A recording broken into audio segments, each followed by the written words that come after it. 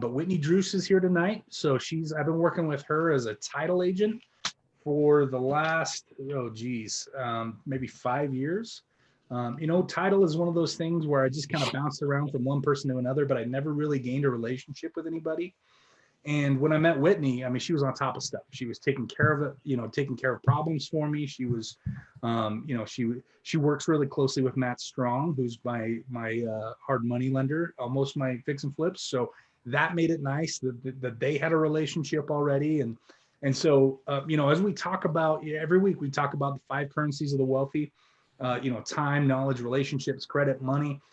Definitely, we kind of pound on this every time we have a guest speaker. Relationships are key. So hopefully she'll be jumping back on because I know she has some good stuff to share with us tonight about the title process. So while we're waiting for her to jump back in, what have you guys been working on? What's transpired over the last week?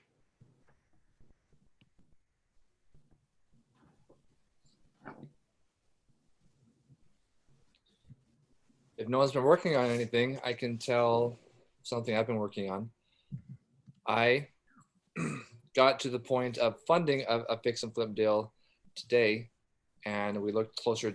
I'm working with Matt Strong, and we looked closer at the deal and realized that the ARV is less than we originally thought it was going to be. And the rehab estimate from our contractor turned out to be more than I expected, which brings the profit margin down to $10,000. So I decided to say next and move on. Next. Next. Yep. I got some real estate last week. That's pretty exciting. So you guys remember that house that we toured, that Cedar Hills house that we toured that I was way behind on the contractor put me behind. We were like 8 months in. I don't know if I shared this with you guys last week, but we put it on the market Wednesday. We put it on the market on Wednesday. It was Tuesday actually. For $458, and by Wednesday, so yeah, we put it on Tuesday. By Wednesday, we had 12 offers. We ended up accepting an offer for $480. I need to make a small correction in that. Mitch. Guaranteed. Okay, go ahead.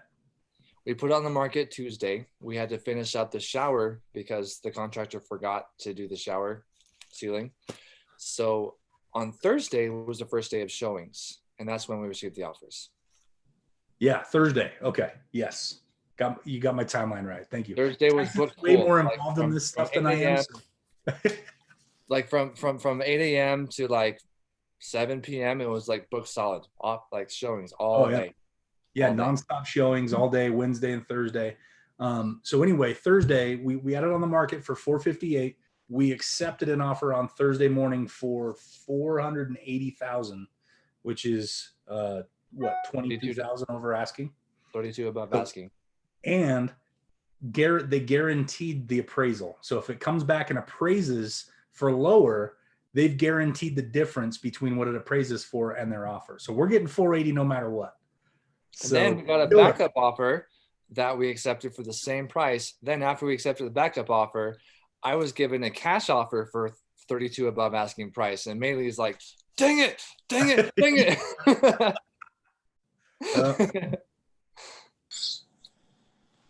Yeah, I was there for that conversation. There's Whitney. She's back. I've lost my internet on my computer, but I'm going to improvise with my telephone.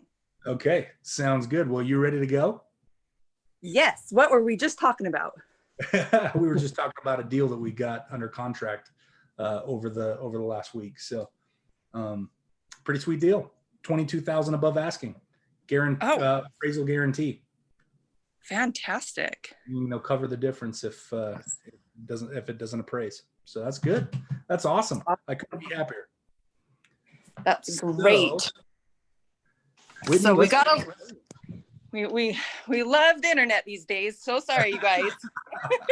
All good. Well, guys, let me just give a quick introduction to Whitney. So like I said, I've been working with Whitney, what about the last 15 years? Or no, sorry, 5 years? 5, yeah. Real estate 15 years. So, but Whitney, this is why I said 15. Whitney has been doing has been a title agent for the last 15 years. She's been doing this 3 times longer than I've been investing in real estate, which is awesome. So she's got tons of experience, tons of knowledge, and that is the main reason that I invited her to be on this call tonight. She has 3 kids. She's done well over 1,000 transactions. And the thing I love about Whitney the most above any title agent that I've worked with in the past is she knows how to work with investors. We've talked about this a lot. You need accountants that understand what real estate investing is. You need attorneys that understand and have worked with real estate investors before. You need agents who have, and definitely when it comes to title, you need someone who has the experience to be able to help you solve, problems that come up. And man, Whitney and I have seen our share of problems. I'm sure you're going to hear those stories tonight. But without further ado, I'd love to turn the time over to Whitney. Hey guys.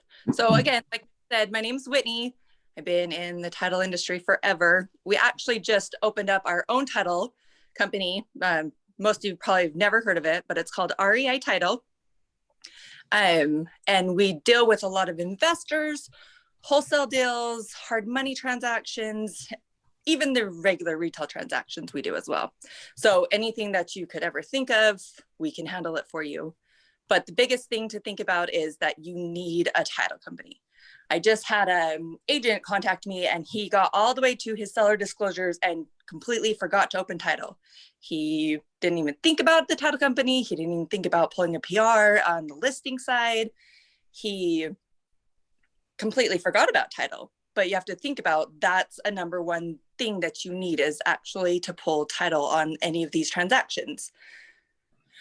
So like I said there, say you go on a contract with somebody and you meet with Barbara and Barbara says she has full rights to sign the property over to this new buyer and George is actually on the property. Therefore, you don't have a valid contract.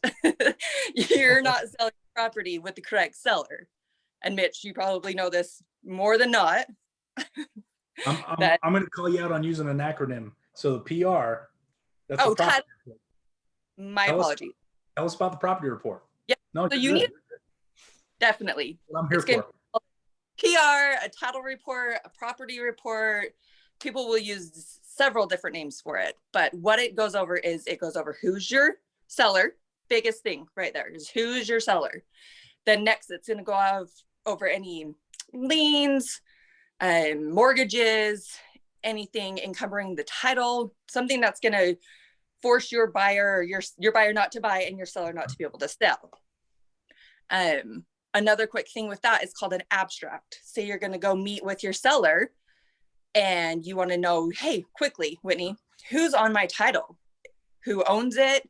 Is there any quick judgments? Do they have the one mortgage they're talking about? Do they have 5? Do they have, what's actually on this title report? Which is your biggest thing. And that's why you need your title company is because they can look at it and they can pull anything that's going to cause your delays in buying or selling this property. Also with that, say you have, again, Barbara selling the property for her dad who has given her property to her via will. That's not going to convey the title either. So again, biggest thing is to know who you're working with. Who is your seller? Who's actually owning the property? Who actually has the rights to sign that contract? If Barbara signed your contract and George is actually the owner, you don't have a valid contract at this point. So that's actually a really interesting point and something that, one of the ways that we talk about going out and generating leads on a weekly basis for these guys is, one of those areas is estate sales and probate and different things. So that brings up a really good point. If Barbara, the daughter, is the one that's trying to sell this house, and you as the investor go out and negotiate with Barbara and you come to a price and you write up the offer and Barbara signs it, pulling a title report early in that process, once you get that signature. And I think, correct me if I'm wrong, Whitney, but I think once they agree to it and you have a Rep-C that's signed, probably the first thing you should do is go to your title company and with your title agent, like you said, open up title, right? Start the process with title, because you or whoever the title agent might be, and by the way, these, our students are across the country. So Nice. we got a couple of them in Utah, but most of them are spread out from coast to coast. But whoever you end up working with on title, and in some cases, in some states, it's an attorney that you'll be working with, but you should start that process, because that discovery, you're going to find that early on, right? You're going to find during your due diligence, hey, it's actually Barbara's dad, George, that's on title, and Barbara doesn't legally, according to the county records, have a right to sell that house. So we've got to do some process. I am curious, Whitney, what would you do in that example scenario? What would you do in that case? How would you solve that problem? So again, we look to see who actually owns the property, which again, it's a quick thing. If you call up your title company and say, hi, I'm about to go to contract on this. Do you mind looking up the abstract for me and finding the owner? And say George is listed there, then your title company is going to start asking you the questions. Is it solely in George's name? Is George on there as joint tenants with another person that can help sell the property? Is it in a trust where a successor trustee could be the daughter Barbara that actually can sell the property? There's so many different scenarios that you have to look at in knowing who you're working with.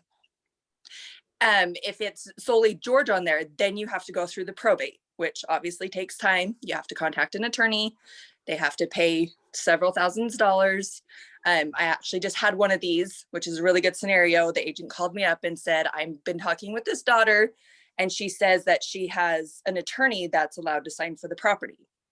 So I quickly look up the property on an abstract and notice the dad is the only one on the property.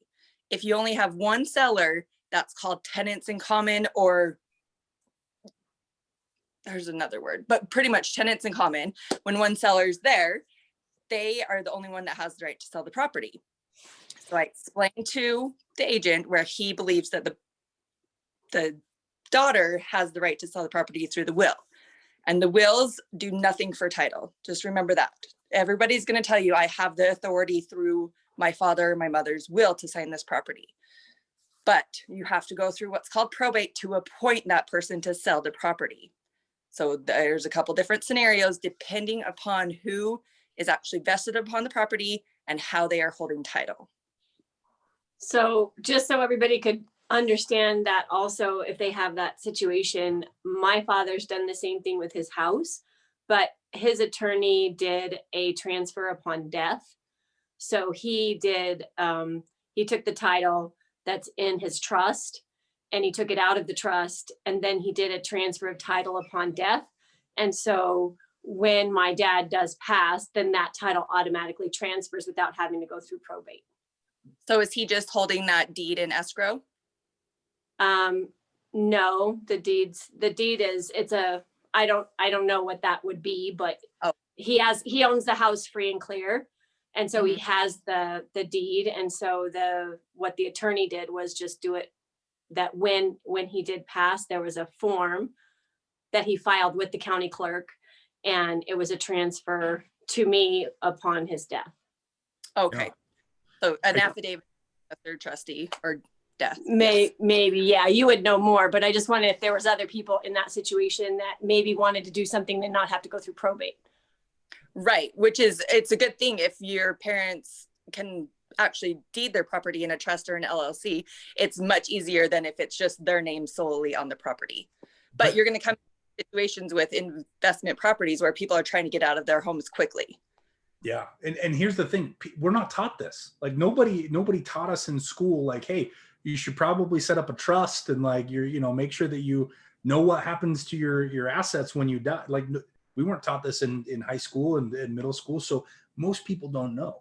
Right. Yeah. But this is a good lesson for you guys, is understanding that you got to have that stuff set up. Right. I mean, we don't know when our time comes. And hopefully it's when we're all very old, but eventually it's going to come, and we need to be prepared for that. So the really easy way to do that, to make it easy on your kids or your beneficiaries, is to make sure that you have a trust or some sort of direction set up so that those assets are easy to liquidate on the back end, because it does create a headache. But you know, we're as investors, because the common person doesn't understand that, we're going to be running into this a lot in scenarios where the person who lived there passed away and now the family's trying to sell the house. And so understanding how to go through the probate process and having a good title agent like Whitney who can help walk us through this is so important. So good question, Charlotte. So Whitney, you described there's a few ways to avoid the probate process. You said you can put the property in the LLC, or you can put it in a trust. Are there any other strategies that people can use to avoid probate when that happens? The only time that probate is going to need to happen is when one person owns the property and that one person is deceased, or when two people own the property and both are deceased. So the only problem you have is when somebody is deceased and you don't have the property as a joint tenancy. If you have two people on the property and one person is deceased and the other person is still alive and you're under joint tenants, it automatically falls to that other person. So that always helps too. But in our scenario where you guys are investors and you're going into these properties, some of these people don't know what to do, or they think that the will is going to protect them, or they think their attorney has the rights to help them sell the properties. So it's just definitely something to ask questions up front, to know who has the right to the property, and to have your title agency look at who's on the actual abstract for the sellers. I was going to say as well that going down the same line of estate planning and learning more about that with Mitch's program, ultimately that helps all of the students to say, hey, when I'm negotiating with someone and I know they've got a situation where they think, oh, the attorney, blah, blah, blah, blah, blah, that can be a tool that helps you to say, hey, no, this is kind of the rat's nest that needs to be worked out. And so ultimately, that could help adjust for price and such, right? Mm-hmm. Yes, definitely. All right, Whitney, there's a couple questions for you. And Okay. so I will read them out to you. Recognizing, of course, that you're not an attorney. And so Yes, this is legal advice, right? Yeah, okay, because this is a question about a living trust. And so it kind of goes into that territory of being an attorney. So everyone, Whitney is not an attorney. She is good at title, and that's what she does. And she's not giving you legal advice. So question, what if the property is in an LLC and there's a living trust? Does that work? Everything I own goes to my living trust with a trustee and set instructions. No, it doesn't. Because the property is vested in the trust, or in the LLC, excuse me, the property is owned by the LLC. The property is not owned by the trust. It just depends on, the word is called vesting. So it depends on who the last grantor did to the grantee. That is your vesting. That is your owner. It just depends on who is your owner at that point. It doesn't matter if your trust says one thing or the attorney says another thing. It is of county records that you have to go off of. I was just going to say, what's the final word on that? It's the county, right? It's whatever county record says. That's what title's going off of. That is correct. And for the sake of words, there's probably going to be a lot of words that you say today that are not familiar to us mere mortals, because you have been eating and breathing and speaking title for so many years. This is fluent language for you. So I might interrupt you throughout the throughout the call today and ask you to define some things like trustee and trustor. I know. I am so sorry. You know, when you have the knowledge and you speak on it all day long and you just in the habit of using words that there again are foreign to somebody coming in new, and I do apologize. So please stop me. I do the same thing. We'll call you out on it. Don't worry. We got your back. Yep. Please do. Please do. So walk us through the process then, Whitney, of, let's say, one of our newer students on the call here is going through their first transaction, and they've been out generating leads, getting a lot of rejection like you do from homeowners, but they find that one, right? And it's a good deal. It's a solid deal. It's a kind of a bread and butter, kind of the stuff that would go as expected in the title process. So they put it under contract and then they come to you. Then what? Tell us about your process. Tell us about, the interaction that you would have with the investor, and maybe some of the things to watch out for, some of the red flags. and those types of things. But walk us through that process. Yes. So what you'll do is you get your signed contract. It needs to be signed by yourself or whoever the buyer is, and then who you believe the seller is. You'll send that to your title agent, and they will do what's called a search. So that they're going to go to your county records, they're going to go to courts, they're going to go to bankruptcy, they're going to search for both buyer and seller and everything that then they're going to generate what's called the title report, the PR, that shows everything listed on there. It's going to show who your current seller is, who's vested. They're going to show if your county taxes are delinquent, if they're paid, if they're due, which is a big thing because a property can go to sell if taxes are delinquent. That's a whole nother thing. And then it'll go off of if the seller has a mortgage like they've told you, or if there's any outstanding judgments. And I know in the investor world, you're going to go after people that are in distress, that are wanting to get out of the property very quickly. So a title report is very big to get right away, because then you'll know what you're working with. If it's a free and clear property and you can close in 24 hours, or if you're working with 2 mortgages and 5 judgments, it could delay your time, which is obviously another problem if you're under a time deadline. You want to make sure you get that and get it all squared away. And your title agent will be able to send you the title report and break down everything that's in that title report and let you know what to clear and what not to clear, what needs to be paid off, what could be a common name as far as a judgment. And oftentimes, because of the sources that we're looking for leads, we are on a time constraint. I mean, just thinking about one of the more popular ones right now, NODs. Right? If we're going after an NOD, like there's a date that we're not, that house is going to go to auction. So if we procrastinate opening title till, 3 days before we're supposed to close, and then we find all this stuff, you may be the reason that you don't get that property. And that would suck, right? Mm-hmm. Definitely don't delay. Always go to your title officer and ask for a title report.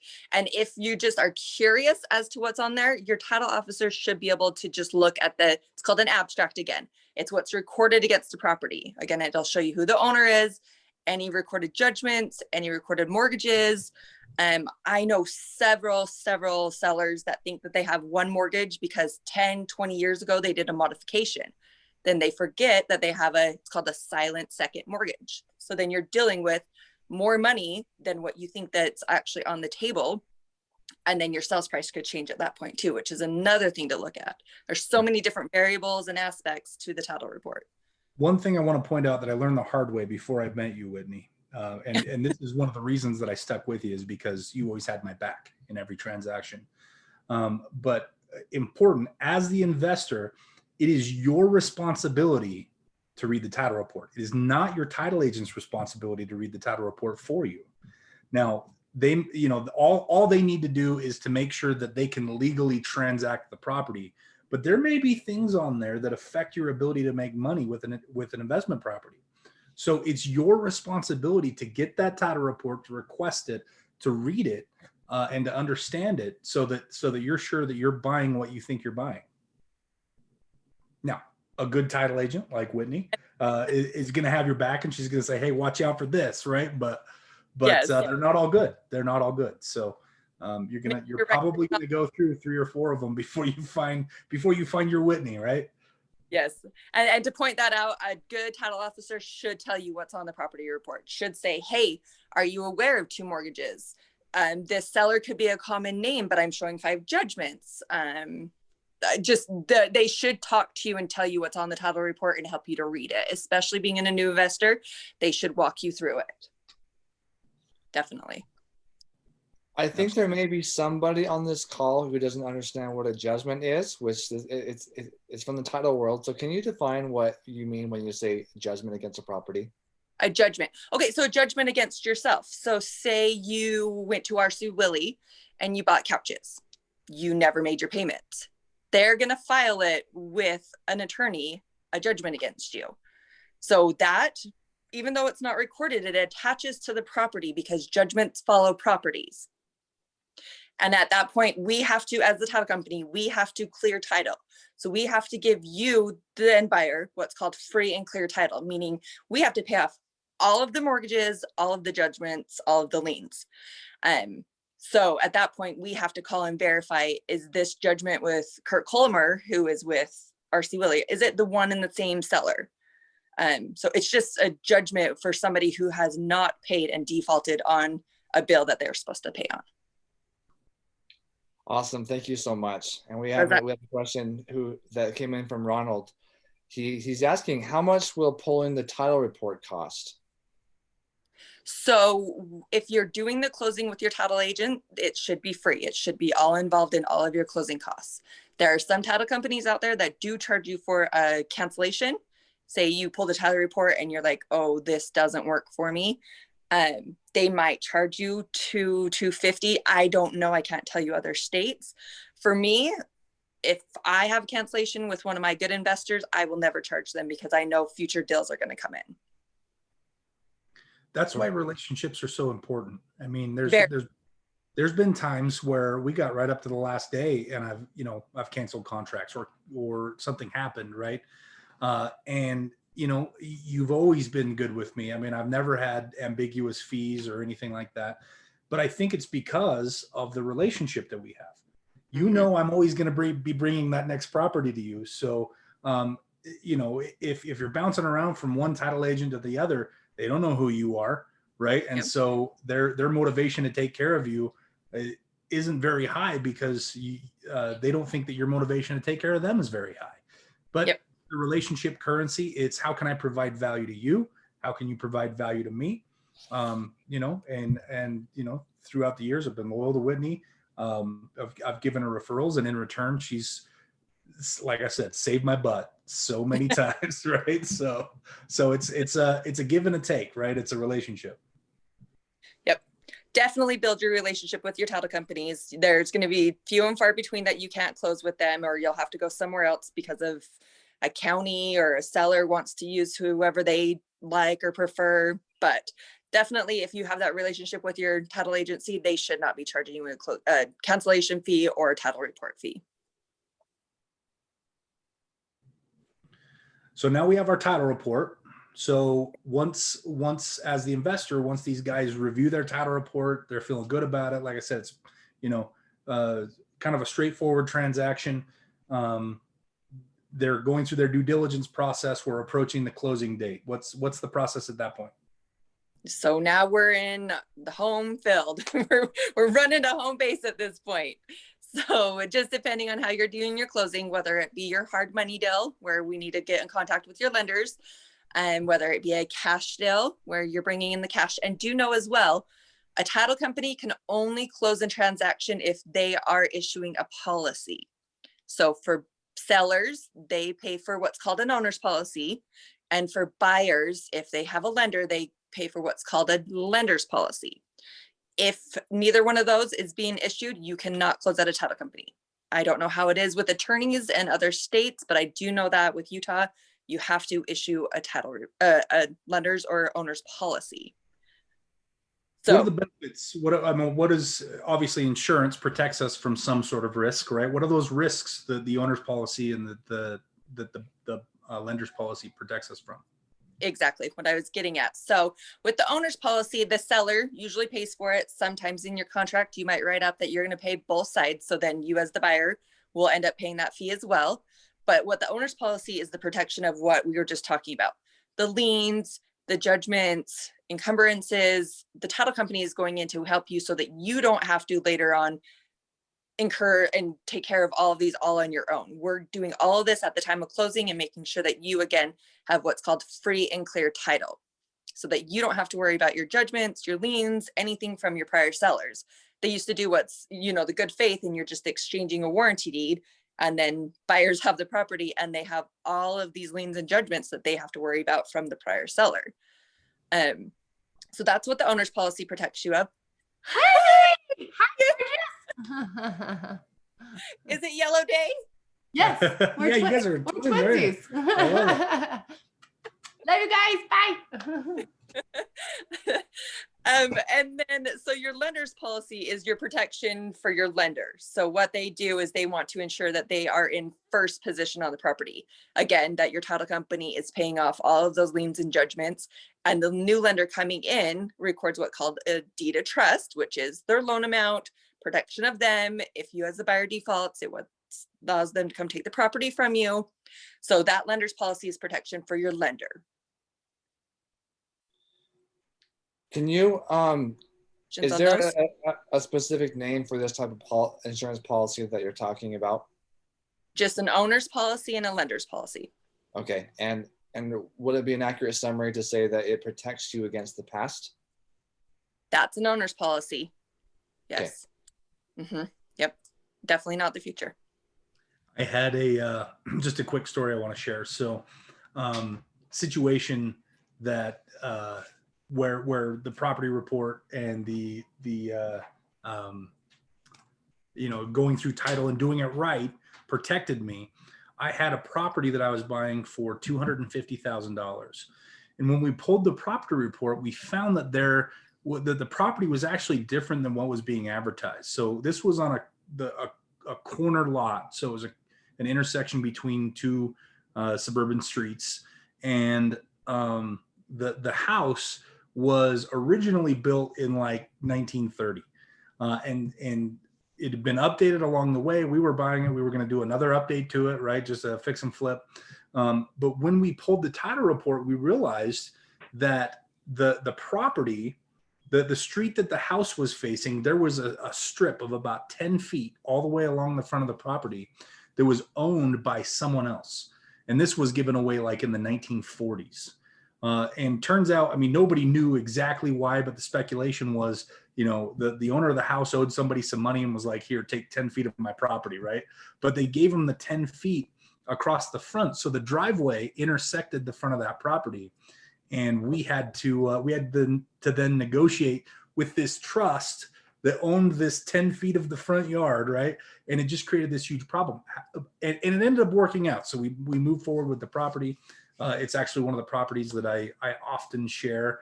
If you guys saw my hour and a half webinar when you first were introduced to our program and before you purchased, that was the fix and flip that that I break down the numbers on and teach the debt equity blend with.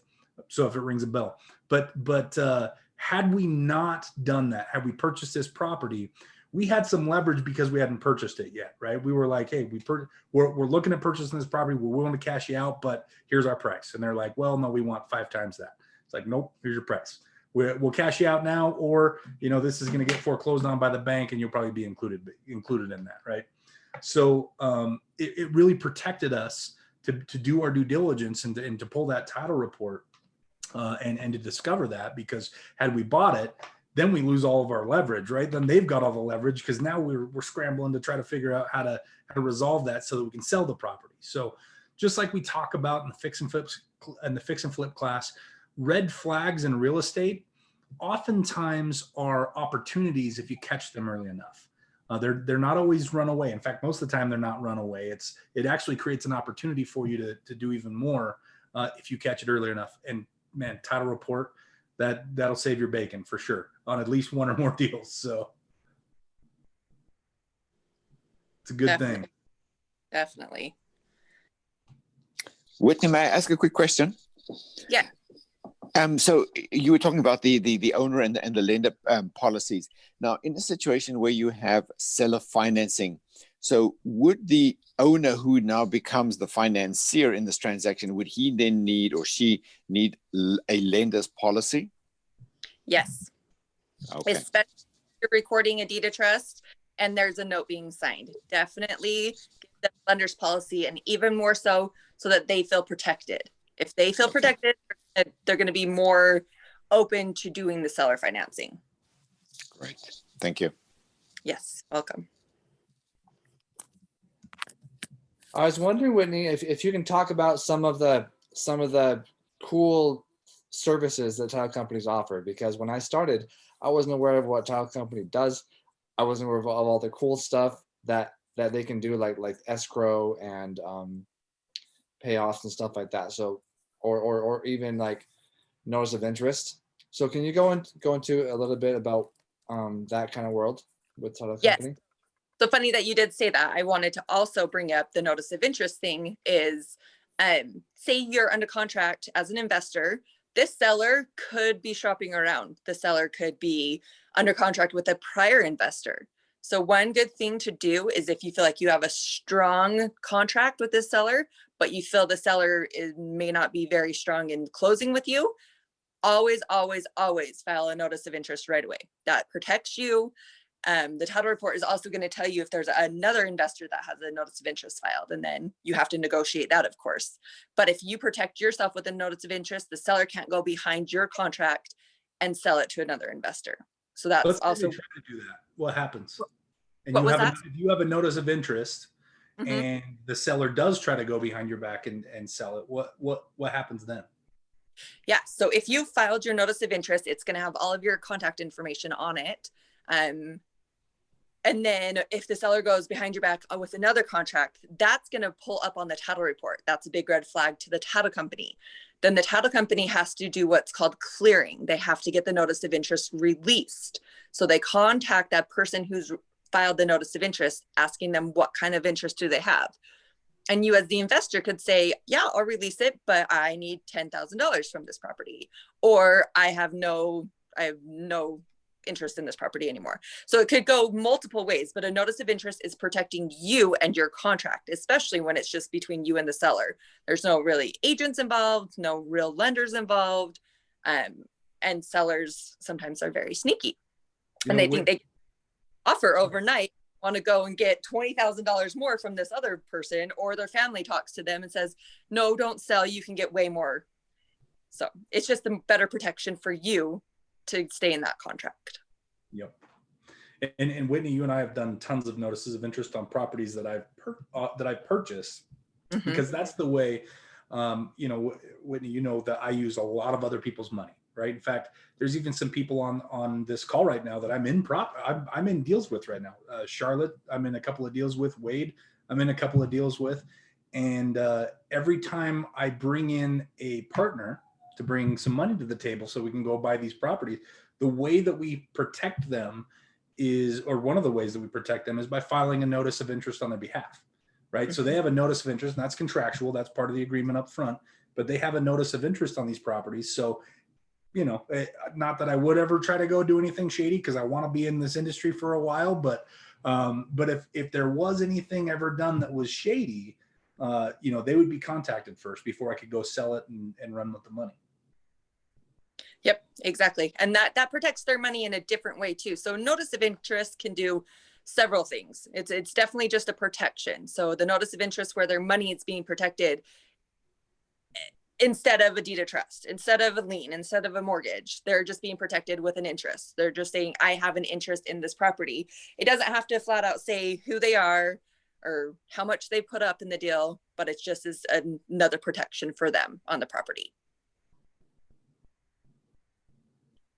Yeah, amazing tools, right? Yes. And is that something that we can file through, say, you, Whitney? Mhm. Or okay, awesome. So we don't necessarily have to fight to get down to the courthouse or whatever. We can just go to your title. So you just, okay, that's great. So you just tack it onto the deal.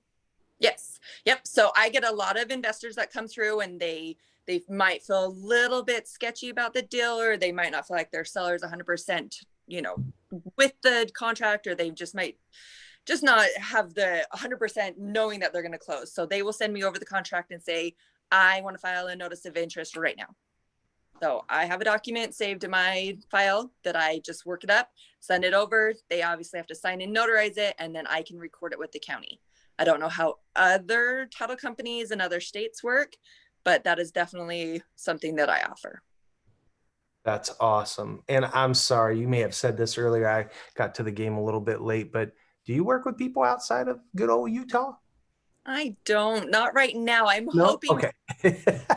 Not right now. Mitch and Dan will tell you, I'm always sniffing around outside of Utah. Thank you. There is some potential outside, but I believe Utah is a very strong market right now as well. So Awesome. Thank you. yes. I'll bring up a situation. I had a student, it's been quite a while ago, year and a half ago, that I was coaching, and he did a unique thing.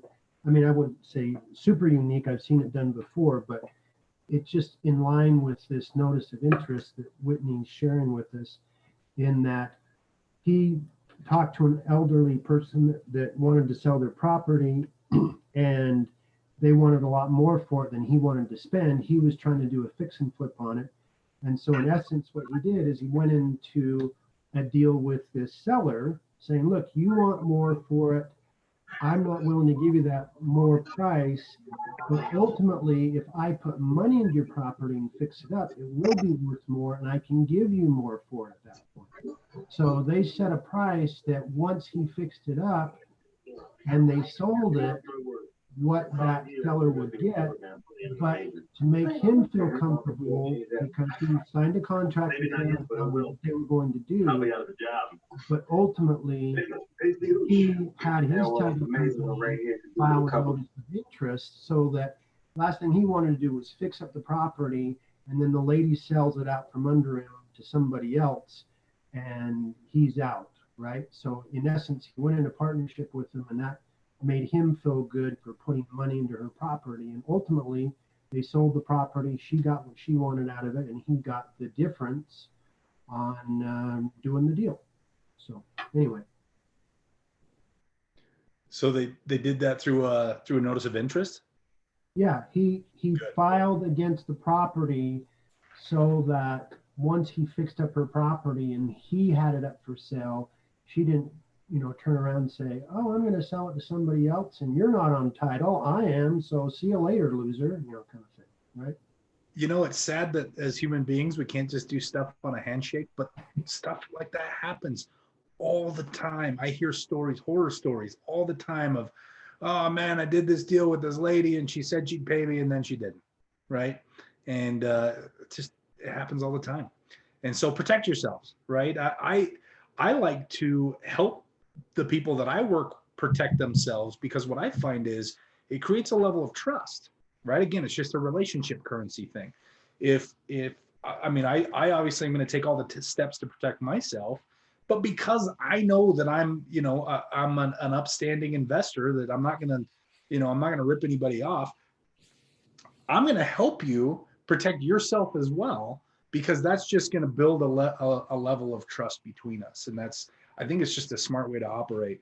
But it also, by knowing the steps, like for example, these notices of interest, by knowing the steps to protect yourself, as you start having these conversations with people, I think you can kind of sniff out a rat early on, right? If someone's planning on doing something like that, where they're going to walk away with the money and leave you hanging, that's when they start, no, don't file a notice of interest because this and that. Well, it doesn't do anything other than protect me. So why don't you want me to file one? Well, it kind of helps you early on kind of sniff out those kind of situations as well. And they're out there. I've run away from, probably a half dozen of those over the years, where it was like, this seems either too good to be true or way too shady. And there's some funky stuff going on that I don't want to be a part of. Right. So, can you give an example of that, Mitch? Like, I mean, are these like slimesters that are like the watch guy that opens up his coat type of guys? Like, what? How do these guys get away with it? Well, so part of it is, I'd say maybe out of the almost 9 years now that I've been doing, 8 years that I've been doing real estate, I'd say maybe the last 4 of them, I've had a name for myself in the industry, and people know who I am. So I get a lot of people just reaching out to me like, hey dude, I got this deal. What do you think? Come on, as far as specific deals, I'm trying to think if I can think of the details of one, but I did have a lady call me about a year ago, maybe 18 months ago. And she was trying to convince me, she needed to pull money from several areas. And she was trying to convince me not to take a lien on the property, but she wanted me to put $60,000 in. And I'm like, okay, I'm going to put money into properties, but you don't want me to take a lien. Why? And she had all these reasons why. Well, we're thinking one of our exit strategies want to be seller financing. And I'm like, okay, well, none of that should affect me. Like if you're seller financing it, I'm obviously going to be in the ride with you. So none of that should affect me being able to protect myself. And it eventually got to a point where, I just kind of walked away from it. And, I mean, if I'm to the point now where there's so much opportunity because of the years and years of building it up. And I think it's most dangerous when you're first starting out because you're hungry and you've got this false sense of scarcity. Like I need a deal, I need a deal, I need a deal, I need a deal, right? And you're thinking that there's not any deals out there because you haven't gotten one yet, when really it's just your learning curve that you have to get through. So you tend to make more stupid mistakes because you're more naive, right? But at this point in my career, I mean, the first one or two signs of things not being how I want them to be, I'm out. There's too much opportunity. There's abundance out there, right? An abundance mindset will also keep you safe. Like Tyson said, you see a deal and it just doesn't work out for one reason or another. Next, just move on to the next one. That's an abundance mindset. I'm not going to fudge the numbers. I'm not going to try to do crazy stuff to make me think it's going to work. I just say next and move on. That's it. Good. So we've gotten through our property report. We've raised the money. We've brought in joint venture contracts with our equity partners that are coming in. You've done a lender's policy for the hard money guy that's going to be putting the debt portion in on the deal. We've done notices of interest for the people that are are bringing equity in on the deal. We ourselves have done a notice of interest on the home just to make sure that the seller follows through with what they committed to contractually. So then what? What's the next step? Oh, Whitney's on mute. How did that happen?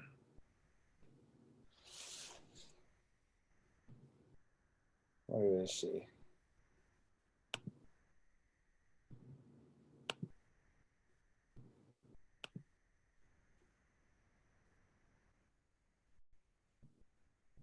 I just asked her to unmute, but There we go. Her screen. You're back. I was talking. There you are. Well, now we can hear you. So we are at Happy Day. We're at closing, the best day of all. Your title agent will work up the settlement statements. They will make sure that you as the buyer approve all the figures. They will make sure that your lender, your seller financing, your seller, everybody approves these settlement statements. And then we schedule closing. The buyers and sellers can come in at separate times or they can come in together, either way. Me personally, I'm happy to travel to sellers because we know all of them have working schedules. And then after everything's done and signed, everybody will send in their money. If the buyer has to send in money, the lender has to send in money. Hopefully the seller doesn't have to bring in any money at this point. And then we do what's called funding and recording. So once the title agency, so we are the escrow company, we are the third party neutral company, everybody sends the funds to us. Once we have all of the money, we do what's called recording. We record the warranty deed, which transfers the title, taking it out of your seller's name, putting it into you as the buyer. And then if there's any other additional documents that need to be recorded, such as the new mortgages. And then from there, you own the property and disbursements go out. Sellers get their money. Don't ever promise your seller that they're going to get money at the table, because that will never happen. And sellers always think that they're going to get money the second they sign. Like you wheel out a cart full of cash with fireworks and music and yes, all the time. fireworks. More times than not, sat at the table with the seller and they say, okay, so I can have my check now. No, you have to educate your sellers. They're not going to get their check when they sign the documents. What's a good expectation for that? As we're educating sellers. 24 hours. Sometimes title companies can do same day, what's called funding and recording, same day. Sometimes lenders' funds get held up. Sometimes buyers' funds get held up. But the title company cannot do anything until they have all the money to process the file. Yep. And one point that I'll point out, if your closing is scheduled for like 4:30, title companies keep business hours, right? They close at 5. So you're not getting the same day funding and recording if you close at 4:30 p.m. right? But if you close at like 11 a.m. or 10 a.m., then that could be a possibility if everything works out. Yes. Am I okay? Yes. And it's not just title companies, because there's sometimes, we have to do after hours signings, but the county stops at a certain time. So everywhere here in Utah, they do shut down at 5. They do not record any documents after 5 p.m. So obviously it will be pushed the next day, and you cannot disperse any funds as a title company until all documents are recorded. You mean you can't get government employees to hang out after the clock? You would hope so, huh? Figure. And then your file's finished, and then you coordinate to get your keys and take over the property. So something that I've been wondering if you can talk about, because it's related at some point in this process, is the terms fee simple, fee title, what kind of deeds are there, and out of those deeds that are available, like quit claim deed, for example, what's better and what's worse? Or what are they used for? I think because they're both tools, right? And what do they mean? Because no one knows what they mean. Yeah. You know what's hilarious? I've not heard fee simple in years. Okay. It's on the test, though. It's on the test. I remember know that. I was like, wait a second, it's on the escrow test too. So, so obviously we don't use that very often, but there is a quit claim deed, does not give you any protection. More and more quit claim deeds, special warranty deeds have been discontinued, I would call it, because warranty deed is going to give you 100% conveyance. It's going to give you your owner's policy is going to be 100% useful. You're conveying the title 100%. A quit claim deed has holes. Again, I'm not an attorney, but it's not as much protection for you as the buyer. So there have been a couple of times where I've used a quit claim deed, simple things like moving it over to a different entity when I accidentally closed, in my name, or and I was like, whoops, I need this actually in my LLC. We did a quit claim deed. There's one example, but do you have any others when a quit claim deed would be appropriate? Obviously, the ubiquitous one is the warranty deed, right? That's the standard one. But when would a quit claim deed be appropriate? To be honest, as a title agent, I don't use them. I don't like quit claim deeds. I don't like special warranty deeds. They are not good conveyances. Warranty deeds, like I just stated, are 100% conveyance. So, but there again, if it's you to you, then yes, the quit claim deed can be taken care of. But I'm going to tell you 99% of the time, an attorney is going to use one of those. And that's why they get stuck out there in the universe that I need a quit claim deed or a special warranty deed. But title companies, 99% of the time, are going to use a warranty deed. Yeah. Especially for kids. They're better. They're more protection. And that's what you want. You want protection at the end of the day. Let's talk for just a second, and we're at the top of the hour, so we'll be opening this up for questions in a few minutes here. But let's talk for just a second, because one of the strategies that we've been talking a lot about with what's going on with COVID-19, we've had 50 million job losses in the last 10 months, which is just astronomical compared to anything that we've seen in our lifetimes, which is going to lead to, and already has led to, millions of foreclosures that are going to create opportunities for us as investors to go out and do a seller financed or a subject to type of transaction where we actually get to use the previous owner's mortgage. So if you can talk to us about an all-inclusive trust deed and how that's used and why we get to use the previous owner's mortgage in an all-inclusive trust deed. And the reason I want to talk about, one of the main reasons I want to talk about is some of you asked me before you bought your education, is that legal? Right? We're going to get it from right from the source. Yes, definitely. If you can get the seller to agree to keep their mortgage in place, it's fantastic. You're saving on, your interest rate, you're paying their payments for them. It's benefiting them to keep their credit up. So there's 2 different types of deeds. If you're doing a wrap, which is an all-inclusive trust deed, you're keeping the seller's mortgage in place. Therefore, you're not paying off that current mortgage at the time of closing. So you have to let your title agent know. And again, me as a title agent, I'm happy to provide these documents to my investors because I need to make sure that they're right and my buyers are protected. So we make sure that, your warranty deed shows that the deed doesn't get paid off. The all-inclusive trust deed lays out exactly what the mortgage is, the entry number, how much is owed, who it's paid to, and that gets recorded. And that is another protection for your seller, another way to sell it to them, I guess, when you're offering them that you want to do a subject to. And there's another way when it's, I just did one today actually, when the seller owns the property free and clear and they are using their proceeds to help you pay for the property. And then you go in, you say, I'm going to flip it, sell it in 6 months, and then pay you off at that time. That is a regular note indeed, because they are 100% your lender. You are not paying Mr. Cooper or Bank of America. You are paying them directly. So there's 2 different types of ways that you can use the seller's type of money and very much protection. So just as a quick review, note and a deed of trust is when they own it free and clear. They don't have an underlying mortgage. They're going to be the bank. They are your lender. Yeah. And then your all-inclusive trust deed is when you need to wrap that mortgage into the new purchase. Why, can you give us a little bit on the mechanics of why that works? How is it that you can convey the title while there's still a lien in place? And why does all that work? So you still use a warranty deed. You take it out of the seller's name and you put it into the new buyer's name. I do what's called a subject to language on the warranty deed that conveys it on, again, what we were talking about, the abstract, what shows on county records that the mortgage did not get paid off.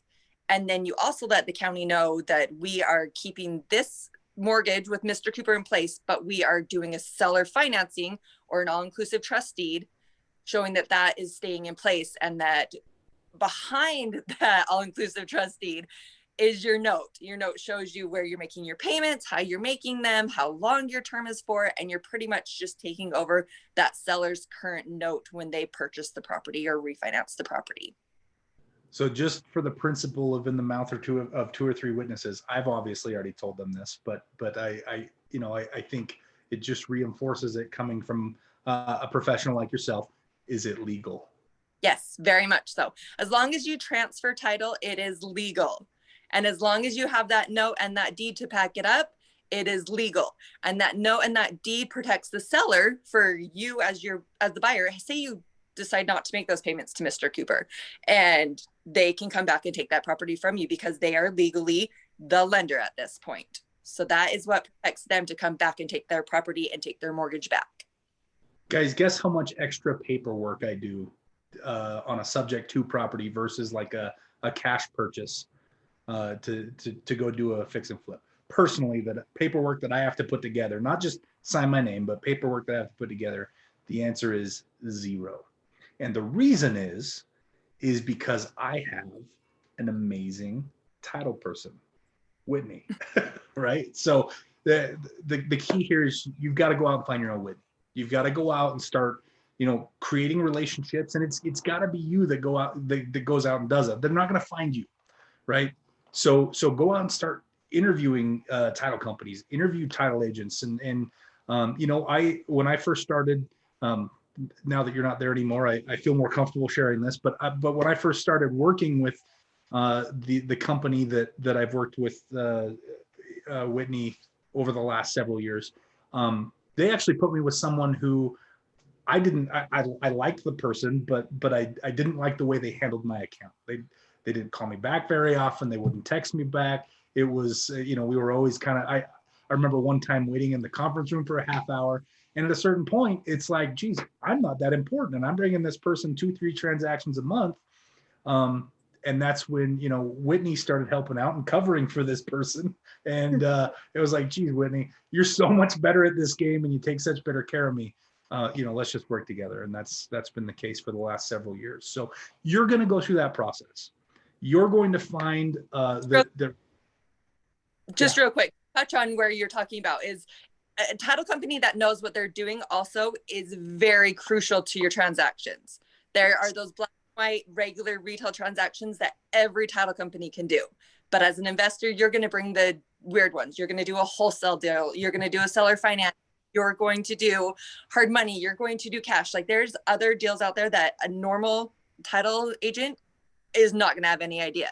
And I've talked to several investors. Going to somebody that has no idea what they're doing has ruined a lot of deals for them. So just know that, but you need somebody very experienced. Absolutely. And you know what? I've even had title companies, because here's the thing. 99% of transactions are retail transactions. It's someone who lives in their house, who hired an agent to sell their house, and then a couple of buyers that come in and they have an agent, and the agents communicate and they put the contract in place. They want to move into the house when they buy it. And so the agents make all that happen and send it to a title company where all they do are these types of transactions. There's a normal mortgage that's going to happen.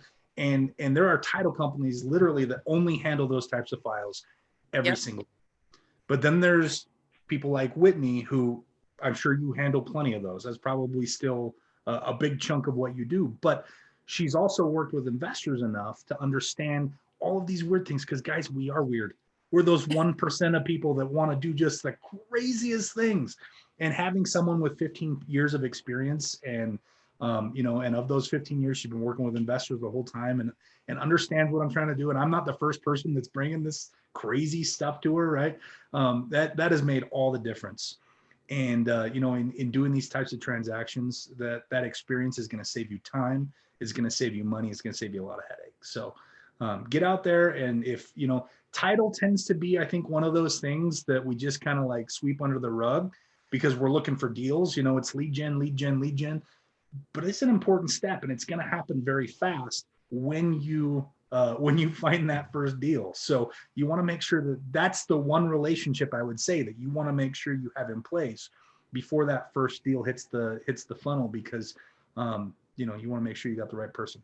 And again, I've already said this, you probably will go through a handful of not excellent title agents before you find your Whitney, right? So that's just plan on that. Now, we've got a few minutes left here. I want to open it up to questions from you guys. We can talk about any of the things that Whitney has covered today. But if you got questions for Whitney, feel free to fire them off. And best way to do it is just to come off mute and ask, or you can put it in the chat, and Tyson will ask your question for you. By the way, Whitney, I do want to point out that in the chat throughout this whole call so far, people have been commenting on how great this is. They must love it. They love the details. They love you. Oh, Go, Whitney. well, I could talk for hours on it. That's the only problem, is so much to cover, and every situation and every transaction is so unique that you just need, again, somebody that knows what they're looking at, what they're going to help you with, and what is going to cause you a problem in the end is the big deal. Yep, exactly. It's just protecting yourself. So while they're kind of formulating their questions, I am curious. I'd love to hear some horror stories. Do you have any transactions that off the top of your head that you can think of that you can share with us, where maybe things went bad because the buyer or the seller didn't do what they were supposed to do? Well, it's just majority of like what I was talking about in the beginning, the title report, where the one biggest horror story, it's not like really horror story, but it's more where the seller believes they only have one mortgage because 10 years ago they did what's called a modification, which becomes a lien against the property, but they don't ever have to make a payment. Every single month, they don't have to make that payment. It just gets tied in behind their property. And once they go to sell or refinance, they have to pay that entire modification back. So they believe they have 80 grand in equity, but that is actually in this modification that they have to pay back.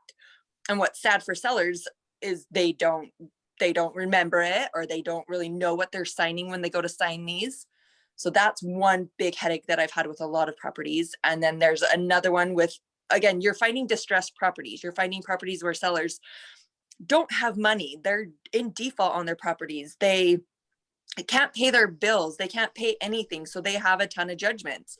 And then you're waiting for your creditors to come, giving you payoffs. And then what you've offered them, they don't realize they're not getting back as much. So again, it's just with these distressed properties, you really need to know what you're working with on the title report. That's the biggest thing. Yeah. Pull your title reports. Pull it as early as you can. Yeah. Be on top of that stuff. Yes. Hey, Whitney, I was going to bring up, maybe, and you kind of stated that really quickly, but what are all kinds of creative things that you deal with based on investors. One, dealing, we've already talked about seller financing. We talked about subject to, what about someone coming and doing a wholesale deal where, the buyer brings to you or the seller brings to you this deal and says, hey, I'm going to get paid an assignment fee. Does that get, handed to you and that that's one of the payouts? What about, this is something we talked about a couple of weeks ago on the call, doing a double close. And, we've got to be mindful of each state is different in their laws, a double close, or what we might call a transactional close, where it's a double close where the ultimately the person handing off the deal might get funding just to finalize the double close. So any thoughts on what are all these different things that you deal with? And that helps the students realize, man, I do need someone that has a lot of experience in all these creative ways. So anyway, if you could elaborate on that.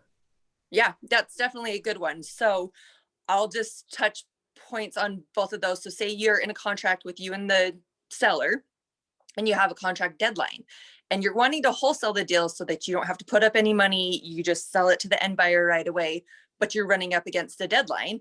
You can definitely do what's called the double close, where you buy it, say with a hard money that you're going to keep for 2 hours, 24 hours, 2 months, and then you sell it again to your end buyer that couldn't get their financing at that time of the deadline with your seller, just to get the seller paid out and gone off the property. And that's definitely legal, definitely something we do. The only problem with that, and I'm hurting myself as a title agent, is you're paying double closings. So you're paying more money for a double close. But that's the only downfall of that. Definitely doable, but you are paying 2 owners policies because you have to buy it and then you have to sell it. Wholesale deals are great as well. We do a lot of assignment contracts. If you can find that end buyer right away, we do put them on the settlement statement for legal purposes. I never share a buyer side with a seller and a seller side with a buyer. So if anybody's ever concerned about the seller knowing what that middle buyer is making off of the contract, just know for your protection, you are not supposed to share with the other side. But those are definitely deals that we deal with all the time as well. That's great. Thank you so much. Hopefully that. Yeah, that's a great question, Dan. Thank you. I'm curious. I want to hear the most creative transaction that you ever did. So most creative transaction. And the second question is, was it Nate Lambert? Oh, I don't know about other states, but Nate Lambert loves to do contract for deeds, which are illegal. You should not ever close a contract for deed. You should never buy a property when you record the contract on title and never put it into your name.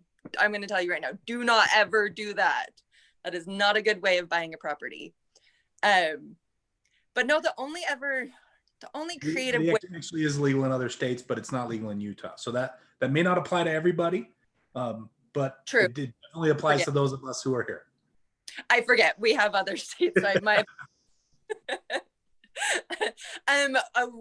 have had a few, and it kind of gets technical, but when they sell a seller finance. So say you and I purchased a property on seller finance and you found another buyer and they don't have money and they don't want to do a hard money, and you sell your seller financing to a third buyer. It gets kind of tricky. You have a couple of extra contracts. Like a double wholesale? Yeah, it's a different type of a wholesale, yes. And there's definitely, I don't know if other states do trusts, but there's a thing called, you can sell the trust. So you buy the property in a trust, and then you can sell your equity through the trust, and there's no actual closing that happens. The property stays in the trust, so you don't ever see a transfer of who's actually buying it. There's several different options and scenarios that you could go through. But so the most bringing that up with the trust, yes. That's another creative way of doing it. If someone puts it in a trust, then they can, quote, find a buyer. But in essence, what they do is they just transfer ownership of the trust, correct? Mm-hmm. Mm-hmm. Yep. So they're selling the trust, all the beneficial interest in the trust. So they're removing themselves as the trustee and appointing the new buyer as like a successor trustee that takes over the trust. Yeah. Whitney and I have some experience in this. I haven't done it a ton, but there have been like 2 or 3 transactions. I think the last one I did was maybe 2 years ago, where the seller gets all weird about you wholesaling a property, right? That's something you deal with as a wholesaler, is the naivete of the seller. They think anything they don't understand, they think is illegal, right? So they're like, you're pulling some crazy stuff on me, and I'm like, no, I just know more than you. I'm sorry, right? So they won't sign, you know, and in a lot of cases, uneducated agents also are a problem for us, right? Can be a headache for us as investors. So one of the things I did, teamed up with Whitney and with Cody Backus, who you guys have met, who's been on this call. We created a trust. And what's interesting is in most states, I think actually in every state, you can do what's called a permissible transfer while you're under contract. So if I go out and I put something under contract that's in my name or in one of the entities that I own, I don't need the seller's permission to move the contract into a different entity that I own, right? So as long as I'm doing it before I purchase the property, I don't need their permission to do that. What I do need their permission for is if I'm transferring the interest to someone else, right? To an entity that I don't own, or to a different person that's not me. Like, for example, if I was wholesaling a deal to Dan, and Dan's all good to go and he's willing to pay the price that I'm asking and the wholesale fee, but my seller is like, who's this Dan guy? Like, I don't know him. I want to work with him. This seems weird. You're doing something illegal, blah, blah, blah, blah, right? So what we did was we just set up a trust. We moved my interest in that contract. So the purchase contract was moved into the trust. The trust is the buyer. Now the trust purchases the property. I purchase the property, right?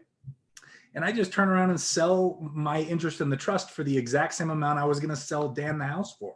So now Dan's buying the trust that owns the house for the same amount of money that I asked for in the first place. And the seller has nothing to say about it, because can we sell our interest in trusts? Yes, we can. Do we need anybody else's permission to do it? No, we don't, right?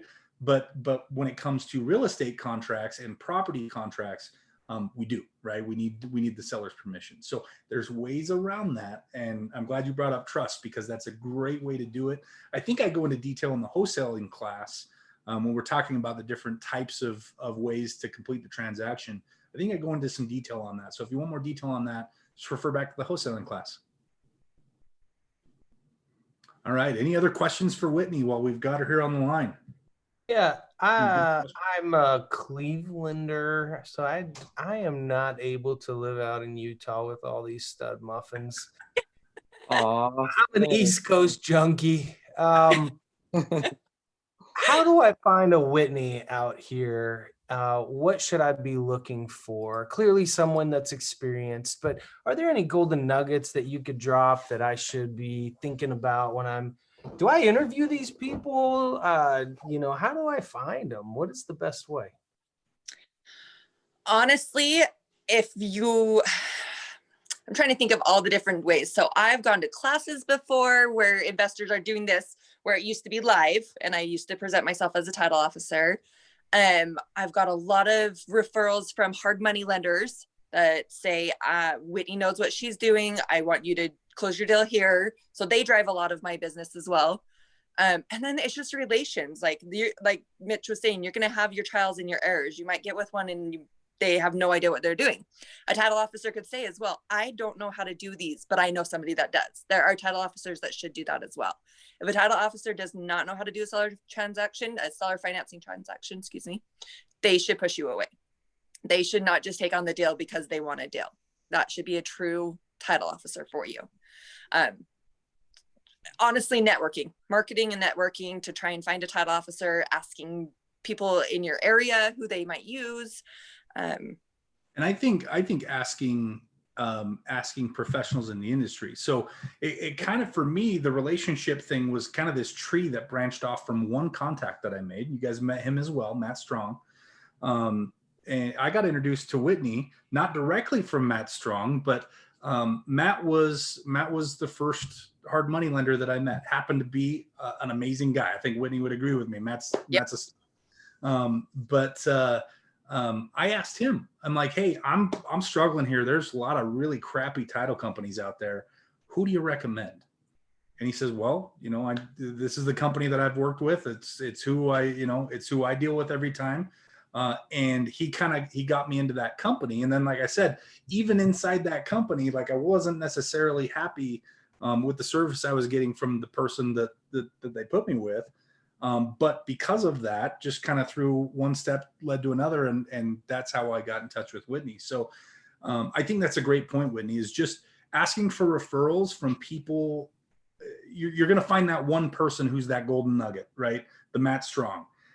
And so Matt knows what he's doing. He's an investor himself. He works with investors. He's a hard money lender. That's his world. So ask that guy, right? Okay, who's my title company? All right, here I go, right? And that's how you're going to find a lot of this stuff. And then even, with now with my relationship with Whitney, now I've got an opportunity there, and with Cody and with all these other relationships that I've introduced you guys to. If I need something, I'll just call my really good relationships until I find it, right? And more often than not, they've got someone that they work with. Because Whitney, I mean, geez, how many agents do you think you've worked with over the years? Thousands? Oh, yes. Thousands of, well, normally 2 per transaction, right? So thousands of agents that Whitney's worked with. And I'm sure if I called her and said, hey, Whitney, I need a good agent, she'd have one that comes to mind, Maylee, right? Duh. And Jana. Maylee and Jana. Yep. So it's just kind of building off of those. You find one good one, the rest of your work got a whole lot easier because you just ask them. Does that make sense, Jason? Yeah. And I mean, clearly I should be looking for someone that's been doing it 10, 15, 20 years.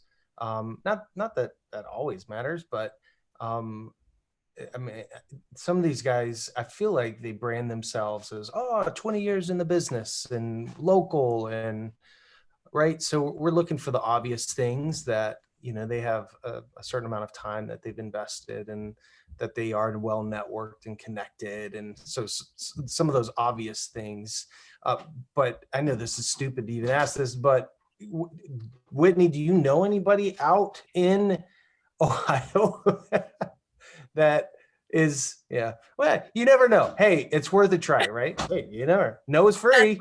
You know what? This is a perfect example of Jason doing exactly what I just told him to do. So yep, love that about Jason. That's definitely. awesome. That's right. But Jason, as well, just to touch on that, I started with the regular retail transactions. Like I started as a receptionist. I started just working my way up. So it doesn't have to be somebody that has been doing seller financing transactions for 15 years. They could be doing it for the last 5 years, but they've gotten a handle on it. Where some other people are like, right. I'm scared. I don't know what that is. I don't want to touch it. Like that's the difference between somebody who's been doing it for even a couple years versus somebody who's like, nope, I don't know those, and I'm going to screw it up. They're never going to say that. That's the problem, is you just have to find the person who's been doing them for a few years at least, that knows what they're talking about, that knows what they're doing. You can know an educated person. Like if all of a sudden you get lost with what they're telling you, they don't know what they're talking about. Mm-hmm. Yeah, that's good. And to that point, I mean, you could have some old dude or some old lady that's been in the industry for 45 years that only does retail transactions. So I think the amount of time that they've been doing title is less important than the amount of transactions that they've done with investors. And that's one of the, we talk about as we're going through the mindset class and a lot of the other classes, I bring it up over and over again. One of the questions that you should ask every professional that you work with is, have you worked with real estate investors before? Now, they'll either say no, and that means you're not going to work with them because it's not your job to educate them on how to do their job, right? But if they say yes, it's okay. Well, what's your level of experience? And someone like Whitney would say, well, geez, I've worked with investors my whole career, and I've done thousands of investor transactions. Okay, that's my person, right? Versus someone who said, yeah, I've done 1 or 2 of them. Well, I'm not sure I want to be part of your learning curve. So thanks, but no thanks. Yeah. You're not testing stuff out on me, bud. Right. That's right. That's good stuff. Thanks, guys. Yeah, good question. Thank you, Jason. Any other questions out there? I know we've got you just the juices flowing here on, and I love that we were able to dive deeper into, I think, like I said, title is unappreciated. It's an unappreciated part of the process. But I love that we were able to dive deeper into it because as unappreciated as it is, it's also one of the most important parts of the process, if not the most important part of the process, to make sure we get it right. So, you're a good title agent's going to protect you. They're going to have your back. And to be good in return, you're going to bring them business over and over and over again. So it's also, I think, a greatly misunderstood world, because it's kind of like big and mysterious. Whitney will disagree because it's because she speaks that language all the time. But to help us navigate the world of title, we need Whitney's. Yep. Yeah, and I'll say that, you need to find that certain title company or closing attorney that is investor friendly and knows what they're doing, because then you find out from them what they can and what they can't do and what's legal in your state. And then you go out and find deals and you say, well, we could creatively do it this way, or we could creatively do it that way. And you're kind of creating these deals. But like Mitch is saying, in the long run, you can get as creative as you want, but you need to know that when you hand all this deal over to your title person, that they can turn what you got so creative into something that's legal and proper, right? Exactly. So important. So important. Don't forget. Go ahead. Sorry. No, I was just going to say, don't forget the title company. That's going to be a deal breaker for you. Yeah, don't forget. And it will be too. Really. It's kind of one of those things that we don't expect to be a deal breaker, but it will be. So you want to make sure that you have that lined up. And I'd start doing, a lot of you are at the beginning of this journey. Start doing that footwork right away. Get those relationships. I think it's one of the most important relationships that you can have early on in your career. And if you find a good one, they're going to know everybody else in your area. So great place to start with that. I think we have time. It's 26 past the hour. So we may have time for one more question. If anyone wants to venture a question here. I don't want to hog the floor, but I will if Take nobody's going to jump in. Okay. All right. Right.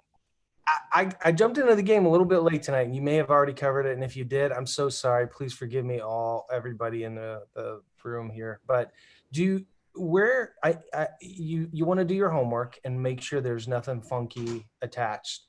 Where would you suggest doing that? Is there a website like you can pay to just make sure that things are free and clear and they don't have anything goofy connected to them? Or is that something that you have to do through your local county courthouse or whatever? I think you did miss it because, sorry, I don't mean to answer the question for you, Whitney, but that is, we actually talked about towards the beginning, the property report that your title agent would pull for you. Oh, okay. So is there something that I can do even prior to that when I'm like sifting through the properties, or does that come up? Where would that come up in the process exactly? So like I'm sniffing out a property. Oh, I'm sorry, go ahead. No. I was just going to jump in real quick. So this is what I was talking about as well. If you have a really good relationship with your title company, you can call them up and say, can you quickly look at the abstract for me? And they should be able to tell you if there's anything funky recorded against the property and who your owners are, if you just want to see what's on there quickly before you go sign your contract with the seller. I don't know how it works where you're at, but there's several different counties here in Utah. Some are free to look at the abstract, some you have to pay for to look at the abstract. But as an investor, you need to know what you're looking for. So that's when I would just suggest to call your title company and ask them to look at it for you. But if you get into the game and you get very familiarized with your counties and you know what to look for, then I'm sure that that's beneficial for you to hurry and jump in and look. But some of them, yes, do require a subscription payment. Gotcha. And what does something like that run? I don't know what it would. I don't know. I know that there's some counties here that just charge you when you log in and pull a document, like 50 cents. Some charge you like there's a county here called Tooele County. They charge you $5 a day. So even if you log in just to look at one thing, you get charged $5 for that entire day. It all just depends. There's some counties that are completely free. You can pull all the documents you want. So I do. So okay, that's good. One of the things, Jason, is, you know, it's if you don't have that relationship yet, it's tough, right? Because you don't necessarily have that rapport, and you haven't put money in the relationship bank yet to where you brought them transactions. But I think one way to do that is if you find someone you really love and they're going to be your go-to title person, send them lunch, send them flowers, send them, you know, just do gestures that will put that money in the relationship bank. Let them know, hey, you're awesome. This is where I'm at in my process. I'm going to be using you. So be patient with me. I'm going to need some help every now and then. If you do that kind of stuff, it kind of puts currency in that relationship account, right? And then when you call up and say, I'm so sorry, but can you pull, can you look at, what did you call it? It's called an abstract. Abstract, yes. Yep, slipped my mind. Can you look at the abstract? You know, then they're going to be way more willing to do that kind of stuff. So it's getting a little creative, you know, your first time around in building that relationship, but you'll get to a point eventually after several transactions where, you know, it's just it's a day-to-day thing, and they're happy to do it. So that's good. Whitney, awesome. Thank you so much. That was awesome. Thank you for the awesome value that you brought to the table tonight. I think we're all extremely grateful for what we learned. I learned a couple of things that I didn't know, so that's awesome. Now we'd love to have you back on. So let's chat about a time when we can get back together and have you back on the call. For everybody else, guys, thanks for joining us tonight. Hopefully you got the value out of it that I did. There's some incredible things that we learned. If there's anything you guys need throughout the course of the week, Dan, Tyson, and myself, we're here to help with anything you need when it comes to real estate. So don't hesitate to reach out. If I don't hear from you during the week, then I will plan on seeing you next Tuesday at the same time. I love you all. Make sure you stay healthy and stay safe, and we'll see you next week. Take care.